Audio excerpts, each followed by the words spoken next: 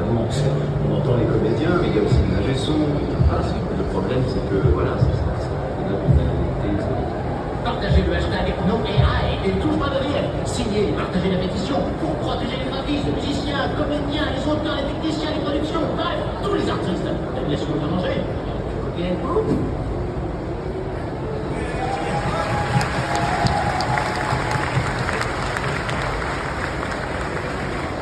Et donc pour parler de ce sujet un peu épineux, je vais vous présenter les personnages, les personnes qui vont en discuter avec vous.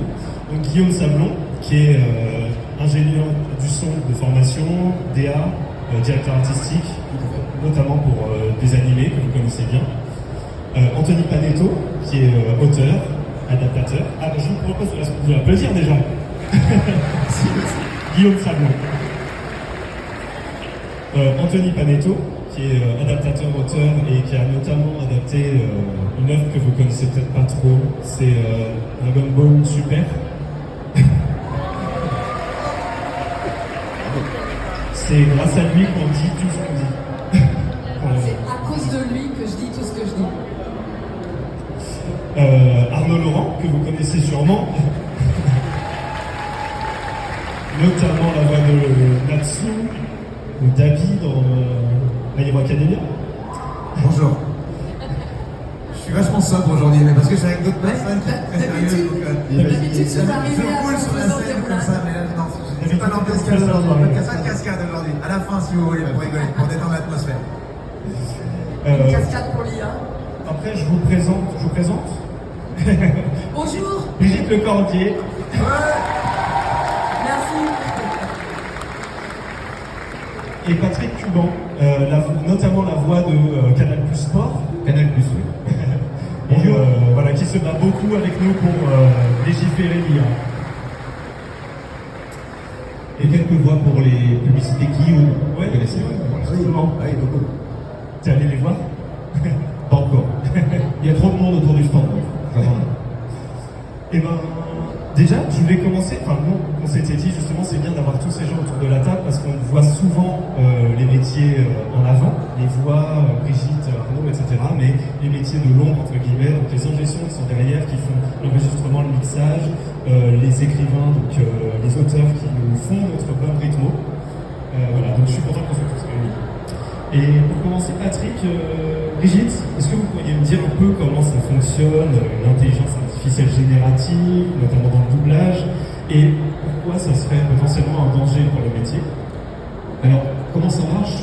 L'intelligence artificielle pour le doublage, en fait, elle va utiliser l'ensemble du travail des comédiens, mais pas seulement, le travail aussi des auteurs, des graphistes, et ce qu'elle fait, c'est qu'elle va moissonner en fait sur Internet, c'est vraiment le terme. Donc elle va récupérer les films, les séries, les mangas, enfin tout ce qui est animé ou pas, pour pouvoir s'entraîner à effectuer certaines tâches éventuellement de remplacement de tous ces métiers-là. Donc c'est un peu une promesse de certains industriels, surtout aux États-Unis, donc c'est un projet industriel essentiellement américain, en utilisant des ressources aux États-Unis ou ailleurs.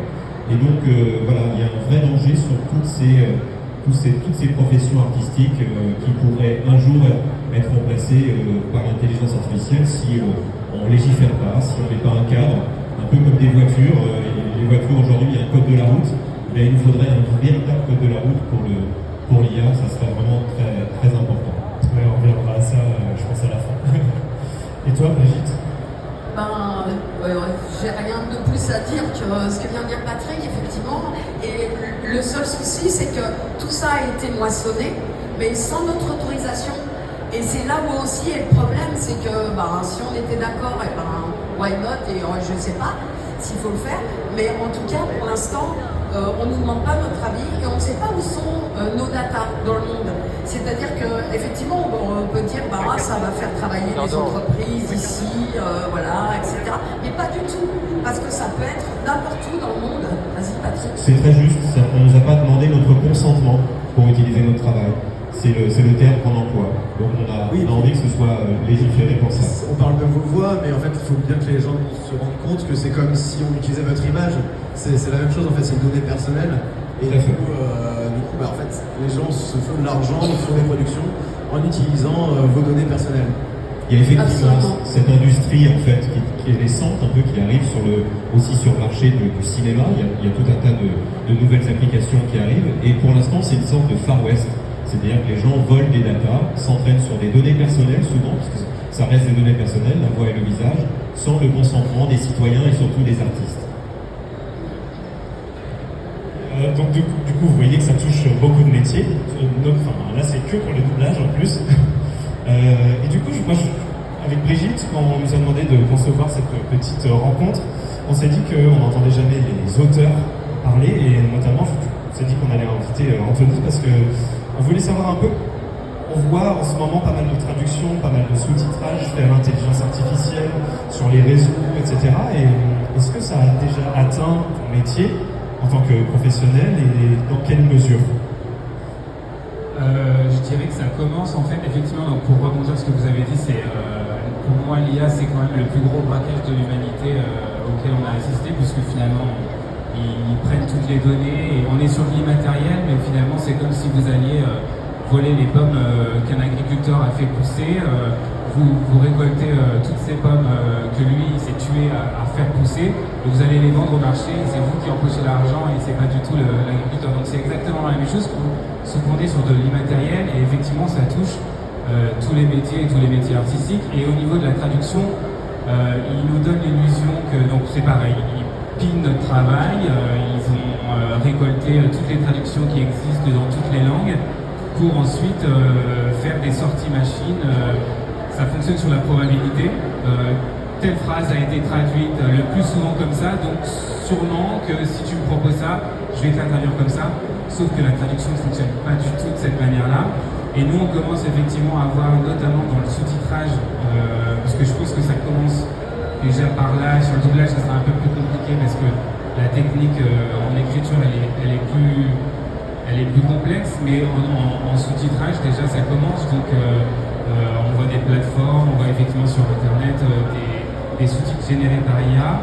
Nous, on nous demande derrière de faire de la post-édition, c'est-à-dire qu'on a une sortie machine qui ressemble à pas grand-chose, et en fait, on nous demande de retoucher en étant payant au lance-pierre, et puis en nous donnant très peu de temps. Donc vous devenez des correcteurs de Voilà, machines. c'est ça. Donc on n'est plus des traducteurs, on est des correcteurs de machines, et on ne va pas y passer 50 ans puisque on est mal payé et ça prend en fait énormément de temps. Les recherches montrent que c'est beaucoup plus long de partir de quelque chose qui a été pré-mâché par une machine que de partir de zéro, parce qu'en fait la machine elle fait des erreurs qu'un être humain ne ferait pas, et nous on doit être hyper vigilant pour trouver les petits détails qui font que dans la VO c'était ça, et la sortie machine en français il y a un truc un peu bizarre. Donc ça commence par le sous-titrage, et puis effectivement on arrivera à un moment où les textes de doublage on nous demandera la même chose, et ce sera ils essaieront de mettre en fait un texte généré par IA sur une bande rythmo, sans prendre en compte tout ce que nous on doit prendre en compte, puisque la traduction ne traduit pas des mots, on traduit du sens, on traduit ce qui se passe à l'écran, on est obligé de se servir de l'image et de se servir de la culture